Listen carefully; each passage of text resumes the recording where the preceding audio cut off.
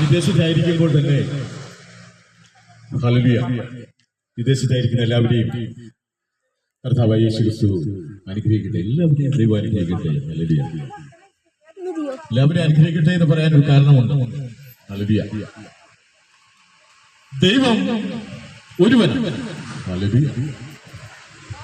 ഒരുവനാണ് സർവ്വതിനെയും സൃഷ്ടിച്ചത്. ആകാശത്തെയും ഭൂമിയെയും ആഴിയെയും അവയിലുള്ള സർവ്വതിനെയും സൃഷ്ടിച്ചത് ദൈവം. അവയിലുള്ളതൊക്കെ എന്ന് പറയുമ്പോൾ എല്ലാം അതിനകത്തുള്ളത് തന്നെയാണ്. എല്ലാം അതിലേറ്റവും ശ്രേഷ്ഠമാണ് മനുഷ്യൻ എന്ന് പറയുന്നത്, മനുഷ്യജന്മം എന്ന് പറയുന്നത്. ഹല്ലേലൂയ. ആ മനുഷ്യജന്മം ഹല്ലേലൂയ നശിച്ചു പോകാതിരിക്കുന്നതിൽ ദൈവത്തിന് മാത്രമേ താല്പര്യമുള്ളൂ. ഹല്ലേലൂയ. മനുഷ്യൻ നശിക്കാൻ പാടില്ല എന്നാണ് ദൈവം ആഗ്രഹിക്കുന്നത്. അതുകൊണ്ട് തന്നെ പറയട്ടെ, അതുകൊണ്ട് തന്നെയാണ് ദൈവം സ്വർഗം വെടിഞ്ഞ് മനുഷ്യനായി ഭൂമിയിലേക്ക് വന്നത്. അവൻ മനുഷ്യനായി വന്നത് തന്റെ മക്കൾ ജഡരക്തങ്ങളോട് കൂടിയതായതുകൊണ്ട് താനും ജഡരക്തമായി തന്നെ ഭൂമിയിലേക്ക് വന്നു. മനുഷ്യനെ അവന്റെ പാപത്തിൽ നിന്നും ശാപത്തിൽ നിന്നും എല്ലാം വീണ്ടെടുക്കുന്നതിനായി 2025 വർഷക്കാലങ്ങൾക്ക് മുമ്പ് കാൽവരി ക്രൂശിൽ അവൻ ബലിയാടായി തീർന്നു. ഹല്ലേലൂയ. അവൻ ബലിയാടായത് മനുഷ്യർക്ക് വേണ്ടിയാണ്. മനുഷ്യർക്ക് വേണ്ടിയാണ്. ഹല്ലേലൂയ. അവൻ ഏറെ പീഡനങ്ങൾ ഏറ്റുവാങ്ങിയതൊക്കെയും മാനവരാശിക്ക് വേണ്ടിയായി. ഹല്ലേലൂയ. അതാണ് ഞങ്ങൾ വിളിച്ചു പറഞ്ഞിരിക്കുന്നത്. മനുഷ്യനെ അവന്റെ പാപത്തിൽ നിന്നും ശാപത്തിൽ നിന്നും എല്ലാം വീണ്ടെടുത്തു. ഹല്ലേലൂയ.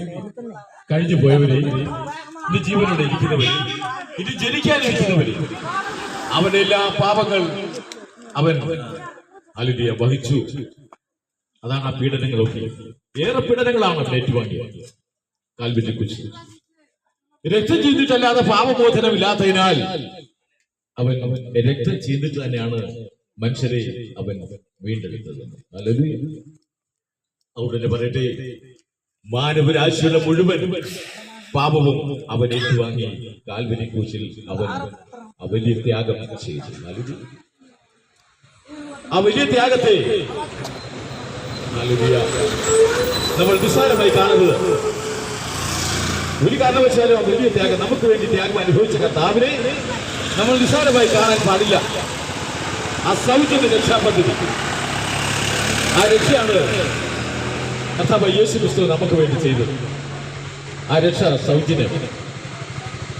സൗജന്യമായി ചെയ്ത ആ രക്ഷ ഒരിക്കലും ആരും തള്ളിക്കളയരുത്, നിസ്സാരമാക്കി കളയുന്നു. ഒരുവൻ മാത്രമേ ഉള്ളൂ രക്ഷകൻ. അവന് മാത്രമേ രക്ഷാമാർഗം തരാൻ കഴിയുള്ളൂ.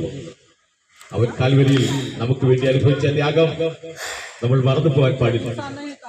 മാനവരാശിക്ക് വേണ്ടിയാണ് ഇന്ന് നമ്മള് ജീവനോടെ ആയിരിക്കുന്നതും ഇന്ന് നടക്കുന്നതും എഴുന്നേറ്റ് നടക്കുന്നതും ആരോഗ്യത്തോടെ ഇരിക്കുന്നതുമെല്ലാം അവന്റെ കൃപയാണ് എന്ന് നമ്മൾ മറന്നു പോകരുത്. ഹല്ലേലൂയ. ആ ദൈവ കൃപയിലാണ് നമ്മളൊക്കെ ഇന്ന് മനുഷ്യനായി ഇന്ന് തന്നെ ഇന്ന് ഭൂമിയിലായിരിക്കുന്നത്. അതുകൊണ്ട് പറയട്ടെ, അപ്പോസ്തലപ്രവൃത്തി 4:12 ഇങ്ങനെ പറയുന്നു, മറ്റൊരുത്തൻ രക്ഷയില്ല. ആകാശത്തിന് കീഴിൽ ഭൂമിയിൽ മനുഷ്യരുടെ മാനവരാശി രക്ഷയ്ക്കായി യേശു എന്നൊരു നാമമല്ലാതെ മറ്റൊരു നാമമില്ല എന്ന് പറയുന്നതിന്റെ കാരണം അതുകൊണ്ട് തന്നെ. മറ്റാരും തന്നെ ഇല്ല നമ്മളെ രക്ഷിക്കുവാൻ. നമ്മളെ രക്ഷിക്കുവാൻ മറ്റാരും ഭൂമിയിലേക്ക് വന്നിട്ടില്ല. മറ്റാരെയും ഒന്ന് കഴിഞ്ഞിട്ടുമില്ല. നമുക്കറിയാം, പലരും ഭൂമിയിൽ നിന്ന് മനുഷ്യർ, പല പുരോഹിതന്മാര്, അതുപോലെ തന്നെ ശ്രേഷ്ഠന്മാരായിട്ടുള്ളവര്, പണ്ഡിതന്മാര്, ഇങ്ങനെയുള്ള ഒക്കെ ഉള്ളവര് ധാരാളം പേര് നമുക്കുണ്ട്. അവരൊക്കെ പലരെയും മനുഷ്യരുടെ ആവശ്യങ്ങൾക്കെല്ലാം അവരൊക്കെ ഒരുപാട് കഷ്ടപ്പെടുകയും ബുദ്ധിമുട്ടൊക്കെ ചെയ്തവർ തന്നെയാണ്.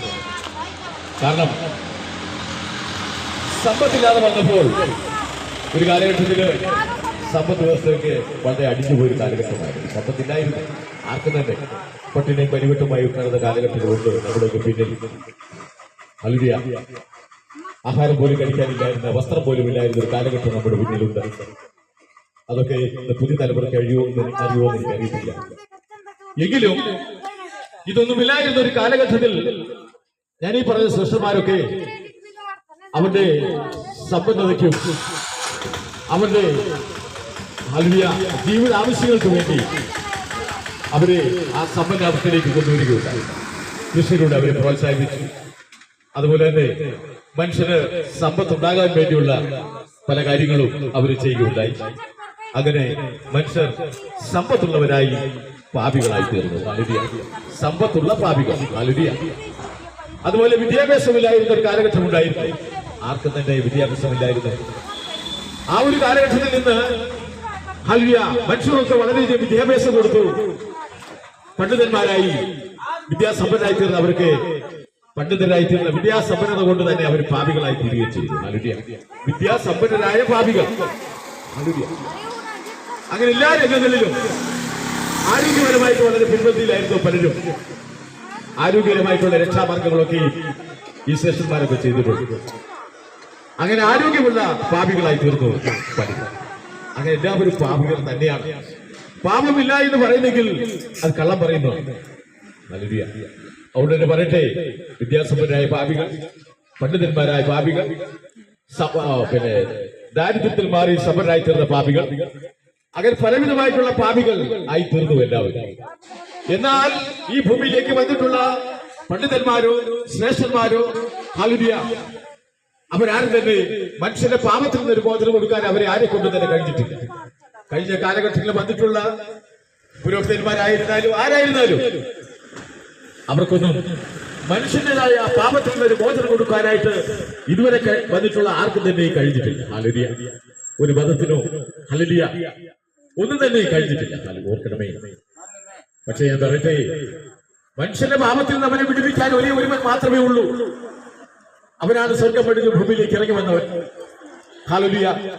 ദൈവം തന്നെയാണ് സ്വർഗത്തിൽ നിന്ന് ഹല്ലേലൂയ ഇറങ്ങി ഭൂമിയിലേക്ക് വന്നത്. മനുഷ്യൻ നഷ്ടപ്പെട്ടു പോകാൻ പാടില്ല എന്ന് ദൈവത്തിന് അറിയാവുന്നത് കൊണ്ടും ദൈവം ആഗ്രഹിക്കുന്നത് കൊണ്ടും അവൻ തന്നെ മനുഷ്യനിലേക്ക് കടന്നു വരികയുണ്ടായി. ഹല്ലേലൂയ. അങ്ങനെയാണ് മനുഷ്യർക്ക് വേണ്ടി മനുഷ്യനിടയിലുള്ള പാപത്തിൽ നിന്നും അവനെ രക്ഷിക്കുന്നതിനായി കർത്താവായ യേശു ക്രിസ്തു 2025 വർഷക്കാലങ്ങൾക്ക് മുമ്പ് കാൽവരി ക്രൂശിൽ ഹല്ലേലൂയ അവൻ ആ കർമ്മം നടത്തിയത്. ഹല്ലേലൂയ. അവൻ അപീഡനങ്ങൾ ഏറ്റുവാങ്ങി, കൈകാലുകൾ തുളയ്ക്കപ്പെട്ടു, ദേഹവാസകലം അടിച്ചു കീറപ്പെട്ടു. ഹല്ലേലൂയ. മുൾക്കിരീടമണിഞ്ഞ് അങ്ങനെ വളരെയധികം ത്യാഗങ്ങൾ അവൻ അനുഭവിച്ചത് മാനവരാശിക്ക് വേണ്ടിയായിരുന്നു, നമുക്ക് വേണ്ടിയായിരുന്നു. അതാണ് ആ സൗജന്യ രക്ഷാപദ്ധതി എന്ന് പറയുന്നത്. ആ രക്ഷാപദ്ധതിയെ അഗണ്യമാക്കരുത്. ആ രക്ഷാപദ്ധതി നമ്മൾ അറിഞ്ഞില്ല എന്ന് നടിക്കാൻ പാടില്ല. മാനവ ചരിത്രത്തിൽ അങ്ങനെ ഹല്ലേലൂയ ചരിത്ര സംഭവം ഉണ്ടായി തന്നെ ദൈവം മനുഷ്യനെ രക്ഷിക്കുന്നതിന് വേണ്ടിയായിരുന്നു. ഹല്ലേലൂയ. ആ വലിയ സംഭവം നമ്മൾ മറക്കാൻ പാടില്ല. ആ വലിയ ഹല്ലേലൂയ ആ രക്ഷാപദ്ധതിയെ നമ്മൾ ഒരു കാരണവശാലും മറന്നു പോകരുത്. മറക്കുന്നവരെ ഓർത്തുകൊള്ളുക. ദൈവത്തെ മറക്കുന്നവരെ ഞാൻ നിങ്ങളെ കീറിക്കളയുന്നതിനാണ് ബൈബിൾ നമ്മളെ പഠിപ്പിക്കുന്നതും അങ്ങനെ തന്നെയാണ്. ഹല്ലേലൂയ. അതുകൊണ്ട് ദൈവത്തെ മറക്കാൻ പാടില്ല. നമുക്കറിയാം, ഞാൻ ഉദാഹരണം പറഞ്ഞോട്ടെ. അതായത് ഇന്ന് മനുഷ്യർ ജീവിക്കുന്നു. അവൻ വളരെ അധ്വാനിച്ച് സമ്പത്തുണ്ടാക്കുന്നു. അവൻ ആരോഗ്യത്തിന് വേണ്ടി അവൻ അധ്വാനിക്കുന്നു. സമ്പത്തുണ്ടാകാൻ വേണ്ടി കൂടുതൽ അധ്വാനിക്കുന്നു. നാളത്തേക്ക് വേണ്ടി അവൻ ഒരുക്കി വെക്കുന്നു. തലമുറക്ക് വേണ്ടി ഒരുക്കി വെക്കുന്നു. ഇതെല്ലാം ചെയ്യുന്നുണ്ട്. ഹല്ലേലൂയ. ഇതെല്ലാം നമ്മൾ ചെയ്യുന്നു. പക്ഷേ ഈ ഒരുക്കി വെക്കുന്നതൊക്കെ ആരനുഭവിക്കും എന്ന് നമ്മൾ അറിയുന്നുണ്ടോ? ഇല്ല. നമ്മളതറിയത്തില്ല. നമുക്കറിയാൻ കഴിയുന്നുമില്ല. നമ്മളെപ്പോൾ നമ്മൾ അറിയുന്നില്ല. ഞാൻ പറയുന്നത്, നേരം എടുത്ത് എഴുന്നേറ്റ് വന്നിട്ടുള്ളവരുണ്ട്, കിടക്കുന്ന എഴുന്നേറ്റ് വരാത്തവരുണ്ട്, രോഗക്കിടക്കൽ കിടക്കുന്നവരുണ്ട്, ഹല്ലേലൂയ എഴുന്നേറ്റ് നിൽക്കാൻ കഴിയാതെ കാലിന് വേദനയായിരിക്കുന്നവരുണ്ട്, കട്ടിലൊന്നും എഴുന്നേക്കാൻ പോലും വയ്യാതെ ഉള്ളവരുമുണ്ട്. ഇന്ന് പ്രഭാതം കാണാത്തവരുമുണ്ട്. ഹല്ലേലൂയ. എന്നാൽ ഓർക്കണമേ, ഒരു കാര്യം പറയാണ്, നമ്മള് നല്ല പ്രായത്തിൽ, യൗവന പ്രായത്തിൽ നല്ല സൃഷ്ടാവിനെ നമ്മൾ തിരിച്ചറിയണം. ഹല്ലേലൂയ.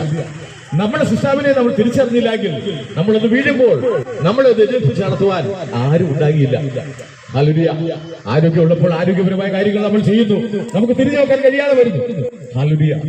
ഓർക്കണമേ, ആരോഗ്യമുള്ളപ്പോൾ നമ്മൾ ആരോഗ്യപരമായ കാര്യങ്ങൾ ചിന്തിക്കുന്നു, നമ്മുടെ ബുദ്ധിയുള്ളപ്പോൾ ബുദ്ധിപരമായ കാര്യങ്ങൾ ചിന്തിക്കുന്നു, നമുക്ക് ആവശ്യമുള്ളതൊക്കെ അവൻ നേടി വെക്കുന്നു. എന്നാൽ നമ്മളൊന്ന് വീഴുമ്പോൾ നമുക്ക് പ്രായമാകുമെന്നും നമ്മൾ വീഴുമെന്നും നമുക്ക് ആരോഗ്യം ക്ഷയിക്കുമെന്നും നമ്മൾ രോഗബാധിതരായി തീരുമെന്നും നമ്മൾ ചിലപ്പോഴൊക്കെ മറന്നു പോകും. നമ്മൾ വീട് കഴിയുമ്പോഴാണ് നമ്മൾ ദൈവത്തെ വിളിക്കുന്നത്. ഹല്ലേലൂയ. നമുക്ക് രോഗം വന്ന് നമുക്ക് ചികിത്സിച്ചിട്ട് പോലും ഭേദം വരാതിരിക്കുമ്പോഴാണ് എന്റെ ദൈവമേ ഞാൻ ഇതിനെക്കൂടെ എന്ത് ചെയ്തു എന്ന് നമ്മൾ ചിന്തിക്കുന്നത്. ഹല്ലേലൂയ. അന്നേരമല്ല ചിന്തിക്കേണ്ടത്. നമ്മൾ ചിന്തിക്കണം, നമ്മൾ യൗവന പ്രായത്തിലായിരിക്കുമ്പോൾ തന്നെ നമ്മൾ ആരോഗ്യത്തോടു കൂടി നടക്കുമ്പോൾ, നമ്മൾ ബുദ്ധിയോടു കൂടി നടക്കുമ്പോൾ നമ്മൾ സൃഷ്ടികർത്താവിനെ, നമ്മൾ ദൈവത്തെ നമ്മൾ തിരിച്ചറിഞ്ഞിരിക്കണം. ഹല്ലേലൂയ. ഓർക്കണമേ, അതുകൊണ്ട് തന്നെ പറയട്ടെ, നമ്മുടെ ദൈവത്തെ മറന്നു പോകരുതേ, നമ്മുടെ കർത്താവിനെ മറന്നു പോകരുതേ. അവൻ രക്ഷകനാണ്, അവൻ സ്നേഹമുള്ളവനാണ്, അവൻ സ്നേഹിക്കാനാണ് അവൻ പഠിപ്പിച്ചത്, കൊല്ലാനും വെട്ടാനും ഒന്നും അല്ല അവൻ പഠിച്ചത്. അവൻ സ്നേഹമാണ്. ഹല്ലേലൂയ. സ്നേഹമാണ് ആദ്യത്തെ സാരമൊഴി കേട്ടിട്ടില്ലേ? അതുപോലെ തന്നെയാണ് അവൻ സ്നേഹമുള്ളവരാണ്, സ്നേഹിക്കാനാണ് പഠിപ്പിച്ചത്. ഹല്ലേലൂയ. നമ്മൾ അന്യോന്യം സ്നേഹിക്കണമെന്ന് തന്നെയാണ് അവൻ പഠിപ്പിച്ചത്. ഹല്ലേലൂയ. അയൽക്കാരെ സ്നേഹിക്കുക, കൂട്ടുകാരെ സ്നേഹിക്കുക, മാതാപിതാക്കളെ ബഹുമാനിക്കുകയും സ്നേഹിക്കുകയും ചെയ്യുക. ഇതൊന്നും നമ്മൾ ചെയ്യാറില്ല. എല്ലാവരും തന്റെ ബുദ്ധിയിൽ അഹങ്കരിക്കുന്നു, തന്റെ ആരോഗ്യത്തിൽ അഹങ്കരിക്കുന്നു. ഇതൊക്കെ ഇങ്ങനെ സംഭവിച്ചുകൊണ്ടേയിരിക്കും. ഓർക്കണമേ, നമ്മുടെ ബുദ്ധി നമുക്ക് തന്നിരിക്കുന്നത് ഹല്ലേലൂയ അഹങ്കരിക്കാനല്ല, ആരോഗ്യം തന്നിരിക്കുന്ന മറ്റുള്ളവരെ കയറി അടിക്കാനല്ല, കൊല്ലാനല്ല, വെട്ടാനല്ല, ഒന്നുമല്ല. നമുക്ക് ആരോഗ്യം തന്നിരിക്കുന്ന നമ്മുടെ ആവശ്യങ്ങൾക്ക് വേണ്ടിയാണ്. എന്നാൽ നമുക്ക് ബുദ്ധി തന്നിരിക്കുന്നത് നമ്മുടെ ദൈവത്തെ നമ്മൾ തിരിച്ചറിയണം. ഹല്ലേലൂയ. നമ്മൾ ജോലി ചെയ്യുമ്പോഴും നമ്മൾ അധ്വാനിക്കുമ്പോഴൊക്കെ നമുക്ക് ആരോഗ്യം തന്നത് ദൈവമാണെന്നും നമുക്ക് ബുദ്ധി തന്നത് ദൈവമാണെന്നും ഹല്ലേലൂയ മാതാപിതാക്കളെ അനുസരിക്കണമെന്നൊക്കെ നമ്മൾ വിവേകിച്ച് തന്നെ അറിഞ്ഞിരിക്കണം. ഹല്ലേലൂയ. തലമുറകളെ ചെയ്യുന്നില്ലെങ്കിൽ, ഹല്ലേലൂയ, നമ്മള് മാതാപിതാക്കളെ നമ്മൾ അനുസരിക്കുന്നില്ലെങ്കിൽ തലമുറകൾ അവരുടെ മക്കൾ അവരെ അനുസരിക്കാതെ വരുന്ന ഒരു സമയത്തേക്ക് നമ്മൾ എത്തിപ്പെടും. അന്നേരം നമ്മളൊന്നും പറഞ്ഞിട്ട് കാര്യമില്ല. അവിടെ പറയട്ടെ, ഒരുവൻ മാത്രമേ ഉള്ളൂ രക്ഷകൻ. ദൈവത്തെ നമ്മൾ മറന്നു പോകരുത്. ആ രക്ഷകനെ നമ്മൾ മറക്കാൻ പാടില്ല. ആകാശത്തിന് കീഴിൽ ഭൂമിയിലും മനുഷ്യരുടെ മാനവരാശി രക്ഷയ്ക്കായി യേശുവിന്റെ നാമമല്ലാതെ മറ്റു നാമമില്ല. ഹല്ലേലൂയ. പറയട്ടെ, കാലത്തിന്